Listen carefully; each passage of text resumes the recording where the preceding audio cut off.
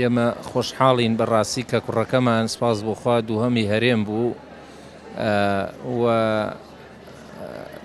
هۆکاری سەرەکی بەڕاستی ئەم پەیمانگای سلێمانیە دەوری زۆری هەبوو، هۆکارێکی سەرەکی بوو. سپاس بۆ خوای گەورە ئێمەش شەو ڕۆژ هەوڵمانەدا کە هاوکاری بین و پاڵپشتی بکەین و بەڕاستی ئەم جۆرە خولانە بۆ ئاستی شارەکە یعنی بۆ ئاستی سلێمانی زۆر باشە، چونکە ڕادەی ڕۆشنبیری بەرزەکاتەوە، زانست بەرزەکاتەوە، ینی هەق هەیە حکوومەتیش دەستخۆشی کا لەم جۆرە پەیمانگایانە کە بەڕاستی ئەمە زیندووکەرەوەی ئەو هەوڵانەی کە پێشتر بابانەکان داویانە. باشترینەکان لە پەیمانگای سلەیمانی بۆیە ئێرە هەڵبژێرە.